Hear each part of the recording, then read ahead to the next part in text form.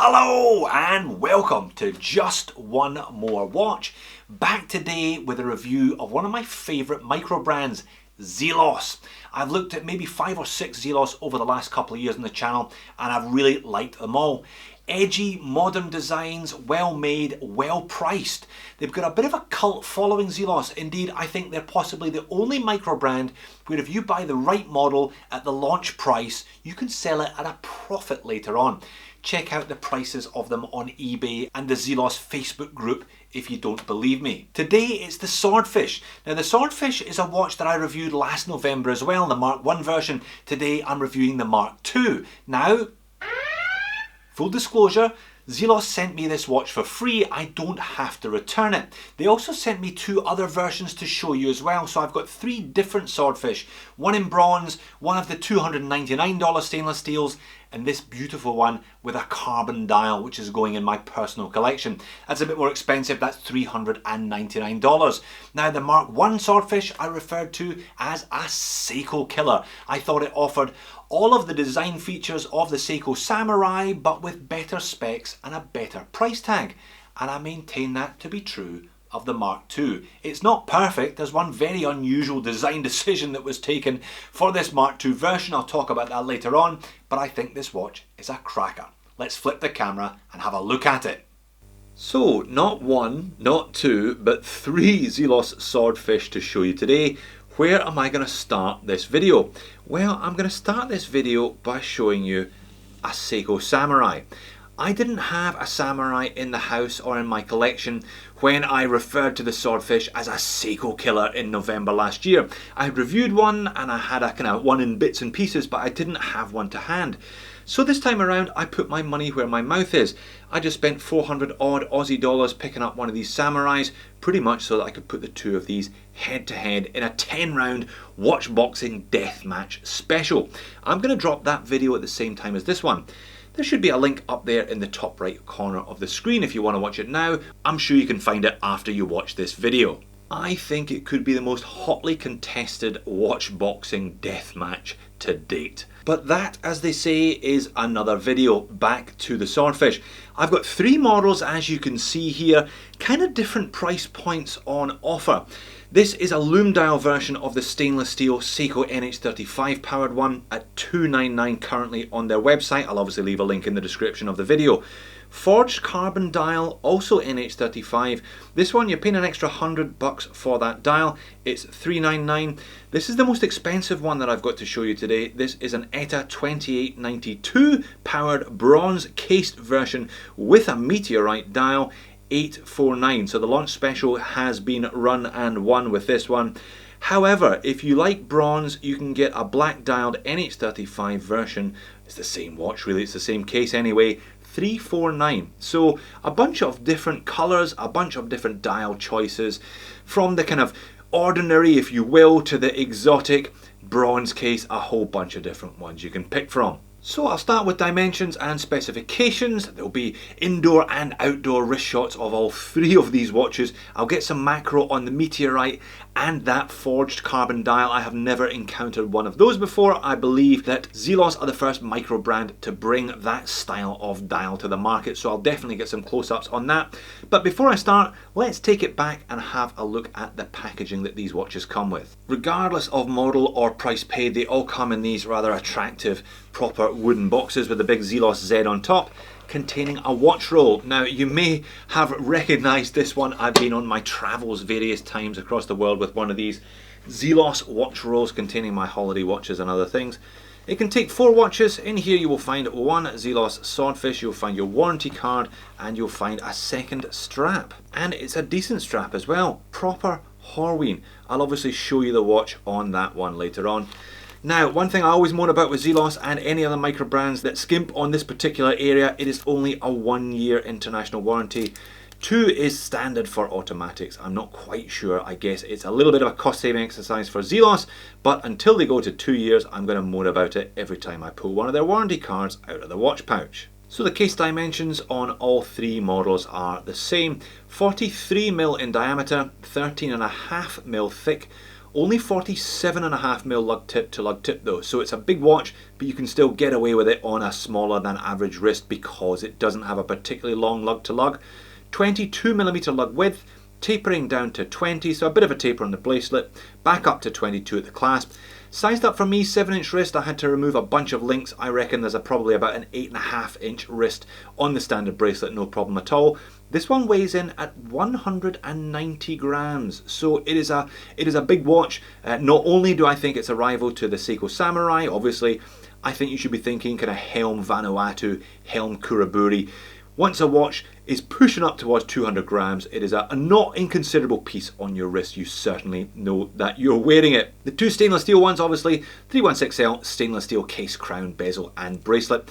Dead flat sapphire crystal with anti-reflective coating on all three, solid end links, solid links, screw links, and it is a proper clasp, proper scissor clasp here. No diver's extension though, and I will talk about that clasp a bit later on. It's a slightly unusual upgrade in inverted commas over the previous model Swordfish. Fully loomed ceramic bezel insert on the two stainless steel models, and the bezel action is ridiculous. 120 click, unidirectional. I don't think Robust does this one justice. No backplay or bounce whatsoever. Probably one of the top 3 most solid bezels that I've reviewed on a watch, and it's nicely done. Case finishing is excellent throughout, mostly brushed, kind of relatively fine grained vertical brushing on the mid case. Nice, very grippy ZELOS crown with the ZELOS Z etched there. Very nice bezel, all nicely done as well, nicely machined. Couple of bits of high polish. There's some high polish on the top edges of the crown guard and on the very inner edges of the lug there where it meets the end link. Everything else is just brushed. Now, as much as this watch is deeply angular, lots of angles here and there, there's just a couple of curves. Those little lugs there are curved. As much as they're angular, they're also curved. So it just softens the look overall, makes it look slightly less industrial, but very nice. Very high quality machining. Stainless steel bracelet is good, nice and small on these links, all brushed finish apart from a slight polish edge. There's just a little bit of high polish on the edge of those links there, no play whatsoever. Very snug fit between those end links. And as I said earlier on, screw links, you'll need a 1mm screwdriver if you want to adjust these. Now the clasp is a new one. This has been changed since the previous model Mark I Swordfish. I reckon it reminds me of one of those old Doctor Who Cybermen's helmets. There's even a bit of a facial expression there, if you see what I mean. Again, it's a kind of modern angular one, clearly bespoke. I haven't seen this one before, and as discussed, it's a scissor clasp. Popping a link to show you a simple but attractive case back. Screw down case back, so screw down crown, screw down case back, 300 meters of water resistance on this one. It's a kind of deep etched, embossed swordfish there, just advertising ZELOS, swordfish, 300 meters, 316L stainless steel, sapphire crystal, and all of these are limited numbers. All ZELOS watches, fairly short, limited numbers of each piece, so individually numbered, matching the number on the warranty card. And there's a slightly more interesting view of the rear end of the bronze model with that 2892 sapphire case back there and a custom ZELOS rotor in bronze colour at least. Again, screw down, 300 meters and limited edition number on the back. Let's have a look at these dials then, starting with this Loom Dial version. Now, unusual Loom Dials, you don't really see all that many of them. I ran a Tag Heuer F1 Loom Dial as my daily for about 5 years there, and it was like having a little torch on my wrist after dark. I'm looking forward to showing you the loom shot of this one. It is pretty similar. So the ZELOS logo embossed underneath the double cutout baton at 12, automatic 300 meters printed above the index at 6. So we've got large cutout batons. It's a sandwich dial, obviously. I'm sure you noticed that. Large cutout batons at 3, 6 and 9. No date on these. So in spite of the fact that the NH35 is a date movement, no date on any of the NH35 models. They've decided to delete that. Aesthetically, it's nice and clean. Some of you would, I'm sure, have preferred a date. For that, you're going to have to stump up the extra and get the 2892 ETA powered model, which, as I'll show you, has the date at 6 o'clock. Pretty clean, simple dial, just those recessed batons and a minute track all the way around the edge.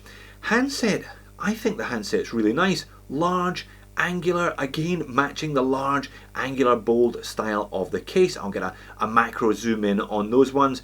kind of squared off cathedral hands, I would say, with that paddle second hand. Little red tip, just complementing the 300 meter text that's above the 6 o'clock index, and the second hand pushes all the way out to the edges of the minute track, which is always nice to see.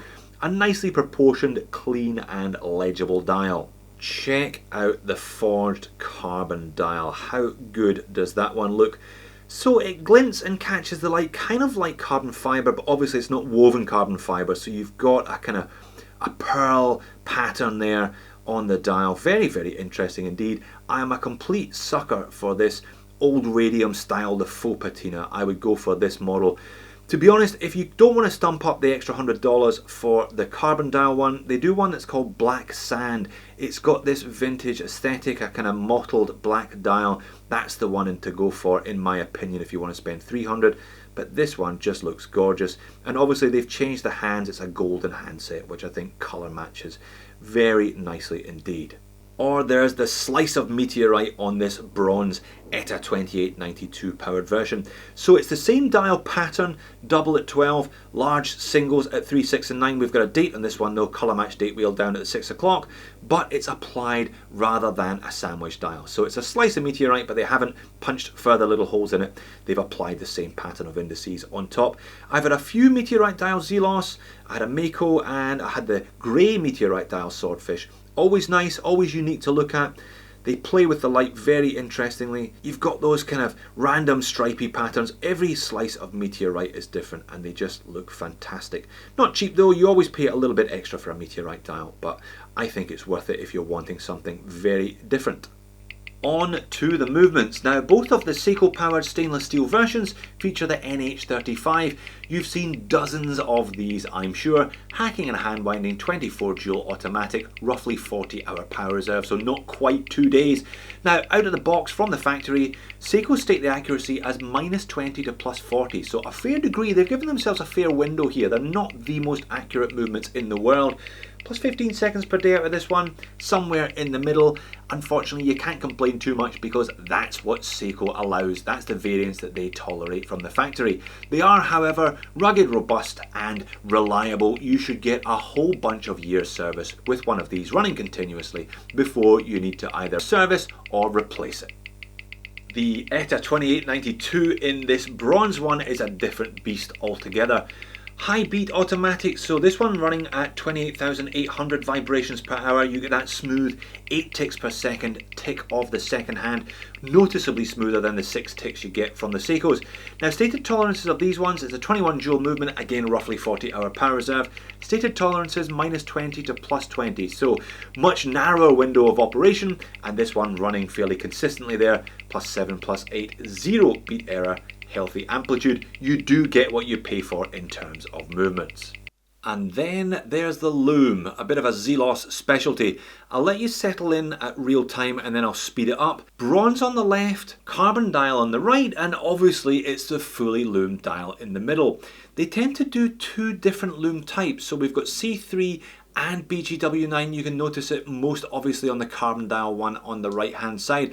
If I start to speed them up, I think the ceramic bezel in the carbon dial, not quite as much Loom in there as the stainless steel bezel on the Loom dial in the center. You can see that Loom dial just hangs on and hangs on and hangs on. If you love Loom, that's the one to go for. Alright, let's get these three bad boys on wrist before this video stretches out towards 20 minutes.